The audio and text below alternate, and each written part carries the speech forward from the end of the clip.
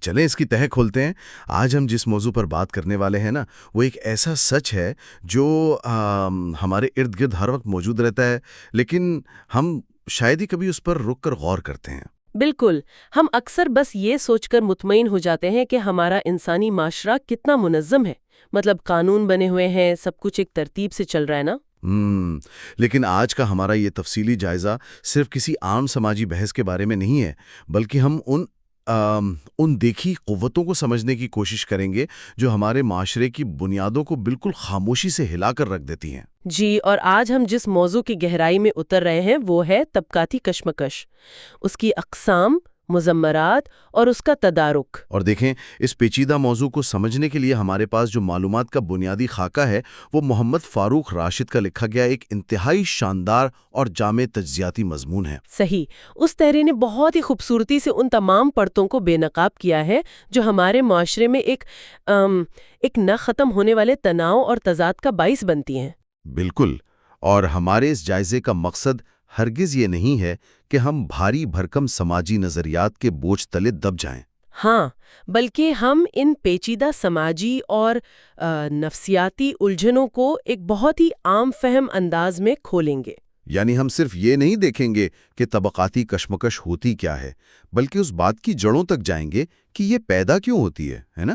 بالکل، اور سب سے اہم بات یہ کہ یہ روزمرہ کی سطح پر ہماری زندگیوں کو، ہمارے فیصلوں کو اور ہمارے ذہنوں کو کس طرح متاثر کرتی ہے۔ صحیح۔ اچھا، جب ہم طبقاتی کشمکش کا لفظ سنتے ہیں تو فوری طور پر ذہن میں ایک ہی خاکہ ابھرتا ہے۔ وہ امیر اور غریب والا؟ جی بالکل، ایک طرف بہت امیر سرمایہ دار اور دوسری طرف ایک غریب مزدور۔ ہم سوچتے ہیں کہ بس پیسوں کا فرق ہی کلاس یا طبقہ بناتا ہے۔ لیکن جس چیز نے مجھے اس تجزیے میں سب سے زیادہ حیران کیا نا، وہ یہ ہے کہ معاشی تفریق تو کہانی کا مطلب صرف ایک حصہ ہے۔ بالکل، اصل کشمکش تو اس سے کہیں زیادہ گہری اور ذاتی نوعیت کی ہے، اور یہی اس تجزیے کا سب سے دلچسپ پہلو بھی ہے۔ صحیح۔ ہم عموماً اجتماعی یا معاشی کشمکش کو ہی سب کچھ سمجھ لیتے ہیں نا، لیکن یہاں جس چیز پر بہت زور دیا گیا ہے وہ انفرادی طبقاتی کشمکش ہے۔ انفرادی طبقاتی کشمکش یعنی افراد کے درمیان کی کشمکش؟ جی، یعنی امیر اور غریب کی تفریق سے بھی پہلے انسانوں کے درمیان بالکل ذاتی اور فطری بنیادوں پر کچھ ایسی تقسیم موجود ہوتی ہے جو خاموشی سے ہمارے اندر اور ہمارے ارد گرد ایک کشمکش کو جنم دے رہی ہوتی ہے۔ وہ تقسیم جو ہمارے گھروں کے اندر اور دفتروں میں پنپتی ہے؟ بالکل، یہ ہمارے روزمرہ کے رویوں میں شامل ہوتی ہے۔ تو اگر میں اس کو صحیح طرح سے سمجھ پا رہا ہوں تو اس کا مطلب ہے کہ ہم نے جنس یا جینڈر کو بھی ایک طبقاتی کشمکش بنا دیا ہے؟ جی، 100%۔ کیونکہ عموماً ہم مرد اور عورت کے فرق کو ایک حیاتیاتی حقیقت سمجھتے ہیں یا زیادہ سے زیادہ ایک سماجی بحث، لیکن اسے ایک باقاعدہ کلاس کانفلکٹ کے طور پر دیکھنا ایک بالکل نیا زاویہ ہے۔ اور دیکھیں، یہ زاویہ بہت ضروری بھی ہے۔ ذرا غور کریں کہ جب کسی معاشرے میں ایک صنف کو، جو کہ عموماً مرد ہوتا ہے، صرف اس کی صنف کی بنیاد پر برتری دے دی جائے تو کیا ہوتا ہے؟ اسے فیصلے کرنے کا اختیار مل جاتا ہے۔ بالکل، حتمی اختیار اسے مل جاتا ہے، وسائل پر اس کا کنٹرول زیادہ ہوتا ہے، اور دوسری جانب عورت کے بنیادی حقوق یا اس کی رائے کو ثانوی حیثیت دے دی جاتی ہے۔ تو یہ عدم توازن صرف گھر کی چار دیواری تک تو محدود نہیں رہتا ہوگا؟ ہرگز نہیں، یہ ایک باقاعدہ طبقاتی نظام بن جاتا ہے۔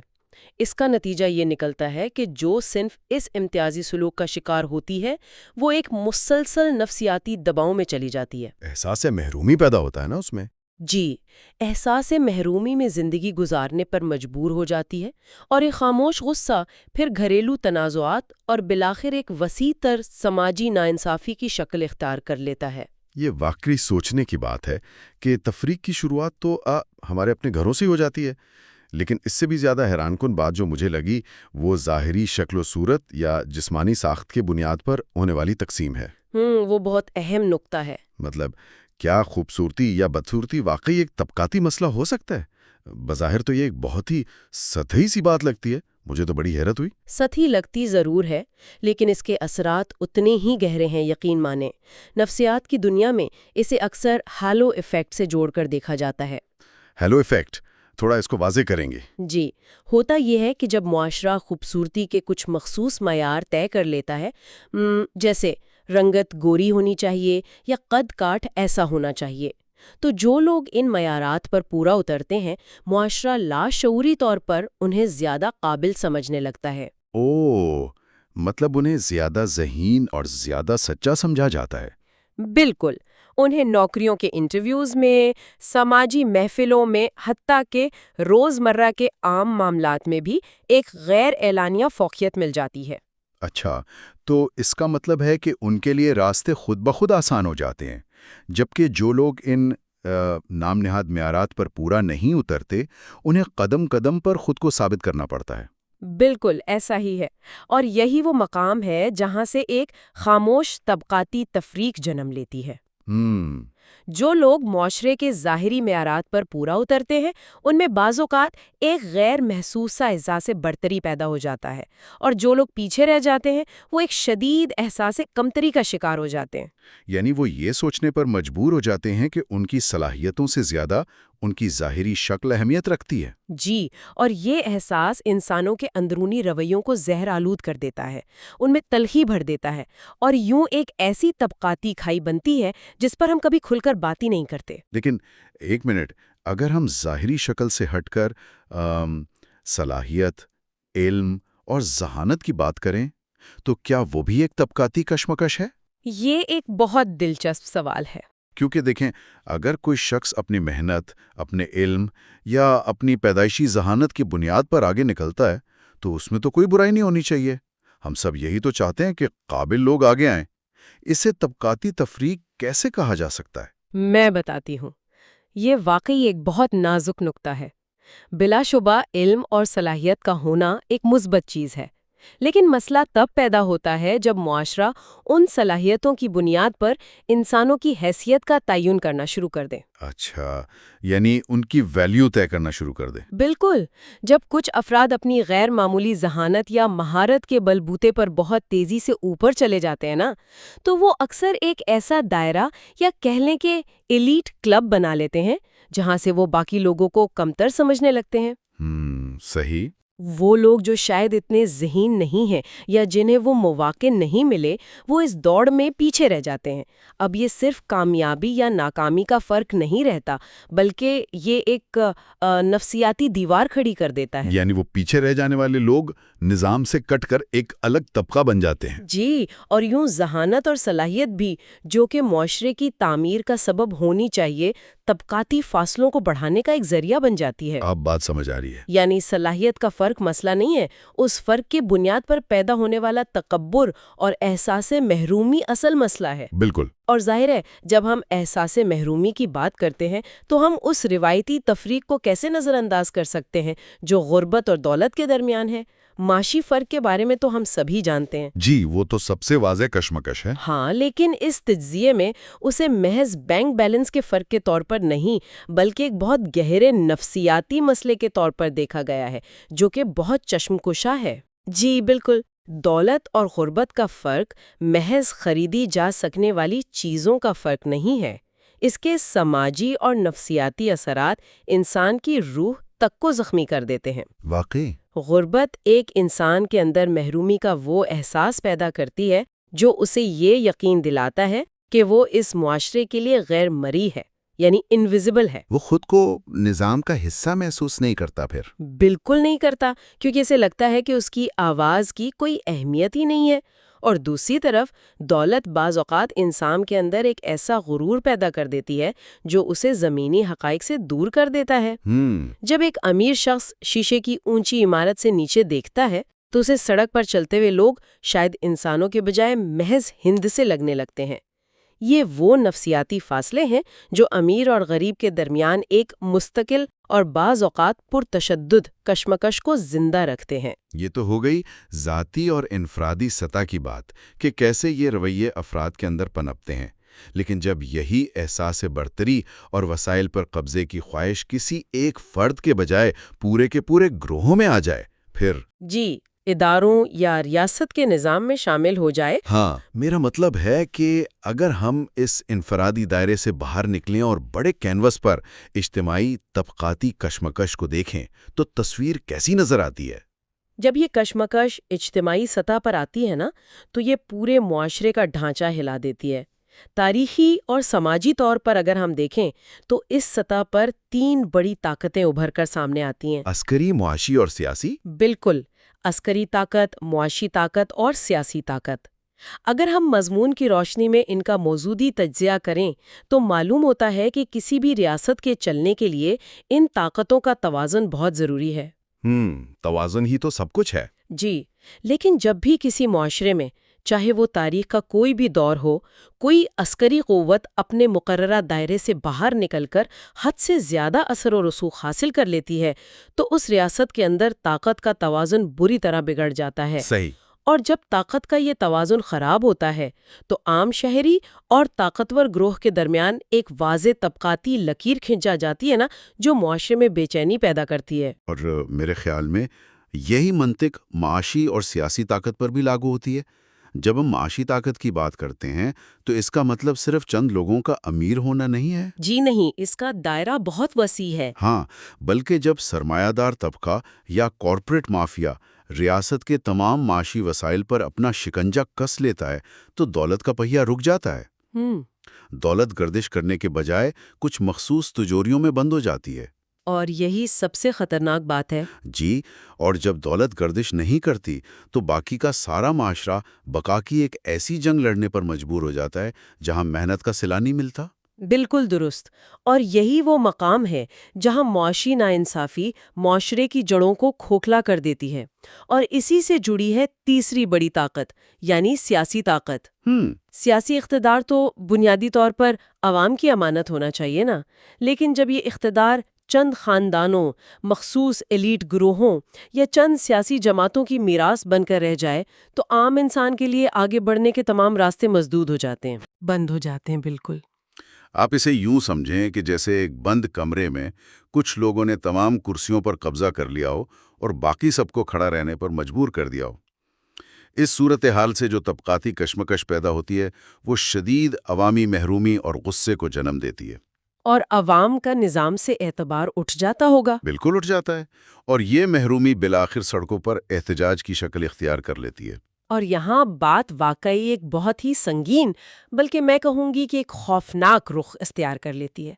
اس تجزیے میں اس طبقاتی کشمکش کی سب سے انتہائی اور بگڑی ہوئی شکل کو بیان کرنے کے لیے ایک بہت ہی گہری اصطلاح استعمال کی گئی ہے۔ جی، فرعونیت کی اصطلاح۔ بالکل، فرعونیت۔ یہ لفظ سنتے ہی تاریخ کی کئی داستانیں ذہن میں آ جاتی ہیں۔ ہاں، فرعونیت، یا جس کا جدید نام آپ آمریت یا جابرانہ تسلط رکھ لیں، یہ دراصل طبقاتی کشمکش کا وہ مرحلہ ہے جہاں انسانیت دم توڑ دیتی ہے۔ جب کوئی فرد، کوئی گروہ یا ریاستی ادارہ یہ سمجھنے لگے کہ وہ مکمل اور حتمی اختیار کا مالک ہے، اسے کسی کو جواب نہیں دینا، اور وہ دوسروں کے حقوق کو مکمل طور پر روننے لگے، تو پھر یہ صرف ایک معصوم سا فرق یا تضاد نہیں رہتا، بلکہ ایک باقاعدہ تسلط بن جاتا ہے۔ جی، تسلط بن جاتا ہے۔ تاریخ ہمیں یہ سبق بار بار دیتی ہے کہ جب بھی طاقت کو جواب دہی اور احتساب کے دائرے سے آزاد کیا گیا ہے، اس کا نتیجہ ہمیشہ ظلم، استحصال اور آمریت کی صورت میں نکلا ہے۔ کیونکہ اس مائنڈ سیٹ میں پھر عوامی رائے کی کوئی اہمیت نہیں رہتی۔ بالکل نہیں رہتی۔ انسانی آزادیوں کی اور قانون کی حکمرانی کی کوئی اہمیت نہیں رہتی۔ بس ایک ہی قانون ہوتا ہے، اور وہ ہے طاقتور کی مرضی۔ صحیح۔ تو اگر ہم ایک لمحے کے لیے رکیں اور سوچیں تو عام انسان کے لیے اس سب کا آخر کیا مطلب ہے؟ ہم یہ سب کیوں ڈسکس کر رہے ہیں؟ یہ بہت اہم سوال ہے کہ اس کا امپیکٹ کیا ہے۔ جی، کیونکہ جب ہم یہ دیکھتے ہیں کہ ہمارے معاشرے میں یہ اندیکھی جنگ ہر سطح پر چل رہی ہے، چاہے وہ ظاہری شکل کی بنیاد پر ہو، معاشی ہو یا سیاسی ہو، تو اس کا خمیازہ کون بھگت رہا ہے؟ اس کے نتائج کیا نکل رہے ہیں؟ اس کے نتائج اتنے بھیانک ہیں کہ وہ ہمارے معاشرے کے ہر فرد کی زندگی کو براہ راست متاثر کر رہے ہیں۔ مضمرات پر بات کرتے ہیں پھر۔ جی، مضمون میں بنیادی طور پر 5 بڑے مضمرات کی نشاندہی کی گئی ہیں۔ اگر ہم انہیں روزمرہ زندگی کے تناظر میں دیکھیں تو سب سے پہلی چیز جو تباہ ہوتی ہے وہ ہے سماجی عدم استحکام۔ یعنی معاشرے کا سکون برباد ہو جاتا ہے۔ بالکل، جب ایک بڑی تعداد کو یہ لگے کہ ان کے ساتھ ناانصافی ہو رہی ہے تو بے چینی اور انتشار بڑھتا ہے۔ سڑکوں پر، بازاروں میں، دفتروں میں ایک مسلسل بے چینی کی کیفیت رہتی ہے۔ صحیح۔ اس سے جڑا ہوا دوسرا پہلو ہے نفسیاتی دباؤ۔ تیسرا ہے سیاسی بحران، جہاں عوام اور ان پر حکمرانی کرنے والوں کے درمیان اعتماد کا رشتہ مکمل طور پر ٹوٹ جاتا ہے۔ لوگوں کو لگتا ہے کہ ریاست ان کی ماں نہیں بلکہ کوئی ظالم آقا ہے۔ اور معاشی ناہمواری بھی تو ہے نا؟ جی، وہ چوتھا نقطہ ہے معاشی ناہمواری، جہاں امیر امیر تر اور غریب غریب تر ہوتا چلا جاتا ہے۔ اور پانچواں اور آخری ہے اخلاقی زوال۔ ان سب میں سے مجھے جو دو نتائج سب سے زیادہ خطرناک لگے نا، وہ ہیں نفسیاتی دباؤ اور اخلاقی زوال۔ وہ کیسے؟ ذرا تصور کریں اس عام انسان کا جو مسلسل اس کشمکش کا شکار ہے کہ اس کے رنگ، نسل، جینڈر یا معاشی حیثیت کی وجہ سے اسے پیچھے دھکیلا جا رہا ہے۔ وہ شخص صبح اٹھ کر اپنے کام پر کیسے جائے گا؟ بالکل، اس کی تو ہمت ہی ٹوٹ چکی ہوگی۔ اس کا ذہنی سکون تو مکمل طور پر برباد ہو چکا ہوگا۔ وہ ایک دائمی غصے کی حالت میں رہے گا۔ اور دیکھیں، جب یہ نفسیاتی دباؤ ایک فرد سے نکل کر پورے معاشرے میں پھیلتا ہے نا، تو پھر اخلاقی زوال شروع ہوتا ہے۔ یہ دونوں چیزیں آپس میں جڑی ہوئی ہیں۔ بالکل۔ جب لوگوں کو یہ نظر آنے لگے کہ شرافت سے، محنت سے یا ایمانداری سے انہیں ان کا حق نہیں مل رہا، کیونکہ نظام تو کسی خاص طبقے کے حق میں جھکا ہوا ہے، تو وہ بھی شارٹ کٹ ڈھونڈنا شروع کر دیتے ہیں۔ بات معاشرے کا نارمل بن جاتی ہیں۔ ہمدردی اور ایک دوسرے کا احساس ختم ہو جاتا ہے، کیونکہ ہر شخص کو لگتا ہے کہ وہ بقا کے ایک ایسی جنگ میں ہے جہاں اگر اس نے دوسرے کو نہ گرایا تو وہ خود گر جائے گا۔ یہ تو ایک اندھی دوڑ بن گئی۔ بالکل، اور یہ وہ اخلاقی تنزلی ہے جو کسی بھی قوم کی جڑیں کاٹ کر رکھ دیتی ہے۔ تو کیا ہم ہمیشہ اسی طرح آپس میں لڑتے رہیں گے؟ کیا ہم اس دلدل میں اتنے دھنس چکے ہیں کہ واپسی کا کوئی راستہ ہی نہیں ہے؟ کیونکہ یہ ساری گفتگو سننے کے بعد تو ایک نا امیدی سی طاری ہونے لگتی ہے۔ نہیں، نا امید ہونے کی ضرورت نہیں ہے۔ خوش قسمتی سے اس تجزیے نے بات کو صرف مسائل کی نشاندہی تک محدود نہیں رکھا ہے، بلکہ آگے کا راستہ بھی تو دکھایا ہے، اس کا تدارک بھی بتایا ہے۔ جی بالکل، اور یہ بات بہت اہم ہے کہ طبقاتی کشمکش کو جڑ سے مکمل طور پر ختم کرنا تو شاید انسانی معاشرے میں ممکن نہ ہو۔ ہاں، کیونکہ انسان فطرتاً مختلف ہے نا۔ بالکل، ہماری صلاحیتیں، ہماری پسند ناپسند مختلف ہے، لیکن اس کشمکش سے پیدا ہونے والے جو زہریلے اثرات ہم نے ابھی زیر بحث لائے، انہیں یقیناً کم کیا جا سکتا ہے۔ اور اس حوالے سے جو سب سے طاقتور ہتھیار ہمارے پاس ہے وہ ہے انصاف پر مبنی نظام کا قیام۔ یعنی اگر ہم سب کو برابر نہیں کر سکتے تو کم از کم ان کے لیے کھیل کے اصول تو ایک جیسے رکھ سکتے ہیں، ایک لیول پلینگ فیلڈ۔ 100% درست۔ ہم سب کو ایک جیسا امیر یا ایک جیسا ذہین تو نہیں بنا سکتے، لیکن جب قانون غریب اور امیر، طاقتور اور کمزور سب کے لیے ایک جیسا ہوگا تو نظام سے شکایت ختم ہو جائے گی۔ صحیح۔ جب ایک عام شہری کو یہ یقین ہوگا کہ اگر اس کے ساتھ کوئی زیادتی ہوئی تو عدالت یا ریاست اس کا ساتھ دے گی، تو وہ جو محرومی کا لاوا انسانوں کے اندر پنپ رہا ہوتا ہے وہ وہی ٹھنڈا پڑ جاتا ہے۔ اور میرے خیال میں دوسرا اہم قدم تعلیم اور شعور ہوگا۔ جی بالکل، اور یہاں تعلیم سے مراد صرف ڈگریاں بانٹنا نہیں ہے، یہ وہ عمل ہے جو انسان کو یہ شعور دیتا ہے کہ کسی دوسرے کی ظاہری شکل، رنگ یا صنف کی بنیاد پر اس سے کیسا سلوک کرنا ہے۔ ایک باشعور معاشرہ تعصب کو مسترد کر کے باہمی احترام کو اپنی بنیاد بناتا ہے۔ اور ظاہر ہے جب شعور آئے گا تو معاشی مواقع کی مساوی تقسیم کا مطالبہ بھی زور پکڑے گا۔ معاشی توازن بہت ضروری ہے۔ بالکل ضروری ہے۔ جب ریاست اس بات کو یقینی بنائے گی کہ ہر شخص کو آگے بڑھنے کا، کاروبار کرنے کا یا نوکری حاصل کرنے کا ایک جیسا موقع ملے، تو امیر اور غریب کے درمیان یہ جو طبقاتی کھائی ہے اسے کافی حد تک کم کیا جا سکتا ہے۔ لیکن ان سب چیزوں کے ساتھ ساتھ ہمیں ایک دوسرے کے ساتھ رویوں کو بھی تو ٹھیک کرنا ہوگا نا۔ ہاں، اور وہیں اخلاقی تربیت اور مکالمے کا کردار شروع ہوتا ہے۔ مختلف طبقات اور نظریات کے درمیان اختلافات کا ہونا کوئی بری بات نہیں ہے، یہ ایک فطری امر ہے۔ لیکن سوال یہ ہے کہ جب اختلاف ہو تو ہم اسے سلجھاتے کیسے ہیں؟ کیا ہم گالیاں دیتے ہیں، سڑکیں بند کرتے ہیں، یا ہم دست و گریبان ہو جاتے ہیں؟ بالکل. اس رویے کو بدلنے کے لیے مکالمے یعنی بات چیت اور برداشت کا کلچر پیدا کرنا ناگزیر ہے. جب ہم ایک دوسرے کے سامنے بیٹھ کر ایک دوسرے کو سنے بغیر محض اپنے اپنے خول میں بند رہ کر فیصلے کریں گے تو تصادم ہی ہوگا. صحیح. لیکن جب ہم دوسرے کا نقطۂ نظر سمجھیں گے تو پھر ایک پرامن اور متوازن حل نکل سکے گا. تو اگر ہم اس سارے تفصیلی جائزے کو سمیٹیں، ان تمام پرتوں کو واپس جوڑیں، تو حتمی نتیجہ یہی نکلتا ہے کہ طبقاتی کشمکش انسانی معاشرے کی ایک ایسی حقیقت ہے جسے نہ تو جھٹلایا جا سکتا ہے اور نہ ہی اسے مکمل طور پر مٹایا جا سکتا ہے. یہ ہمیشہ سے تھی اور شاید ہمیشہ رہے گی. جی، یہ ایک زندہ حقیقت ہے. لیکن اس گفتگو کا لب لباب یہ ہے کہ یہ حقیقت صرف اور صرف تب ایک خوفناک شکل اختیار کرتی ہے جب اس میں ظلم اور جبر کی آمیزش ہو جائے. جب کوئی ایک طبقہ دوسرے کا استحصال شروع کر دے. بصورت دیگر ایک متوازن معاشرہ وہ نہیں ہوتا جہاں موت جیسی خاموشی ہو اور کوئی کشمکش نہ ہو، بلکہ وہ ہوتا ہے جہاں طاقت، دولت اور اختیار کو ایک بھاری ذمہ داری سمجھ کر استعمال کیا جائے. اگر معاشرے میں علم کی روشنی ہو اور انصاف کا بول بالا ہو تو یہی کشمکش جو بظاہر ایک ٹکراؤ نظر آتی ہے، دراصل معاشرے کو متحرک رکھنے کا سبب بنتی ہے. اور یہی وجہ ہے کہ اس بات کی اشد ضرورت ہے کہ ہم سب، چاہے ہم کسی بھی سطح پر ہوں، اپنی انفرادی اور اجتماعی زندگیوں میں رواداری اور برداشت کو اپنائیں. ہر انسان، چاہے اس کا تعلق کسی بھی طبقے، رنگ، جینڈر یا نسل سے ہو، اس کا احترام ہماری بنیادی ترجیح ہونی چاہیے. بالکل، انسانی احترام سب سے اوپر ہے. کیونکہ جب ہم بنیادی انسانی احترام کو یقینی بنائیں گے، تبھی ہم ایک ایسا معاشرہ تشکیل دے پائیں گے جہاں ہر فرد کو عزت ملے اور کوئی بھی خود کو اس نظام میں غیر متعلق یا غیر مرئی محسوس نہ کرے. آج کی اس گفتگو نے یقیناً طبقاتی کشمکش جیسے پیچیدہ اور سنجیدہ موضوع کو ایک بہت ہی واضح زاویے سے سمجھنے میں مدد کی ہے. اس ساری گفتگو میں یہ بار بار آیا کہ اگر شعور اور انصاف کو فروغ دیا جائے تو یہ کشمکش تصادم کے بجائے انسانیت کی ترقی کا ذریعہ بھی بن سکتی ہیں. تو کیا یہ ممکن ہے کہ ایک ایسا مثالی معاشرہ جہاں مکمل سکوت ہو، جہاں کوئی کشمکش، کوئی مقابلہ، کوئی تضاد یا کسی بھی قسم کا کوئی فرق باقی ہی نہ رہے، وہ معاشرہ ارتقاء اور ترقی کے عمل سے ہی رک جائے؟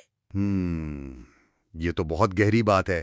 کیا یہ ہمارے اخلاقیات اور انصاف کے دائرے میں رہ کر کیے گئے اختلافات، یہ کشمکش اور یہ مقابلے ہی ہیں جو دراصل ہمیں انسان بنائے رکھتے ہیں اور ہمیں مسلسل کچھ نیا کرنے اور آگے بڑھنے پر مجبور کرتے ہیں؟ واقعی یہ ایک زبردست اور فکر انگیز سوال ہے جو ہمیں سوچنے پر مجبور کر دیتا ہے. ہمارے ساتھ جڑے رہنے اور اس تفصیلی جائزے کا حصہ بننے کا بہت شکریہ. اس سوال پر اور اس پورے موضوع پر اپنے ارد گرد ضرور غور و فکر کیجیے گا. ملتے ہیں اگلے جائزے میں.